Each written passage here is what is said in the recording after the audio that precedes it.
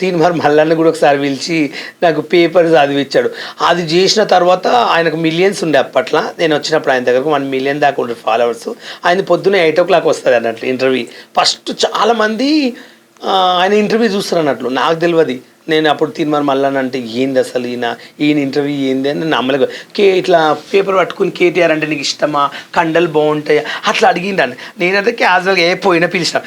ఆయన ఇంటర్వ్యూ వల్ల నాకు, నేను బయటికి వచ్చిన తర్వాత రోడ్ ఎక్కిన, 2-3 రోజులు షూటింగ్కి పోతున్నా.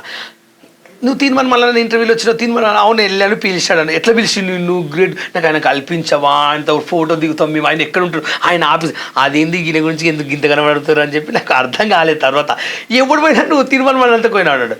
అవును 8 గంటలకు వస్తుంది పొద్దున్నే ఛానల్లో, నువ్వు పోయినావు కదా అన్నాడు. అవును పోయినా పిలిచిండు పోయినాడు అన్నాడు. నేను డబ్బులు ఇచ్చిన అది అన్నాడు. డబ్బులు ఏదైనా ఇంటర్వ్యూకి పిలిచాడు, చాలామంది ఇంకా అడుగుతున్నారు, ఫేమస్ అవుతున్నాను అని. నేను ఇక అప్పట్లో ఇక ఆనందపడిపోయినా, తీన్మార్ వాళ్ళు పిలిచినందుకు కొంచెం అయిపోయింది అన్నట్లు. అది ఇక బాగా సంబరపడ్డా.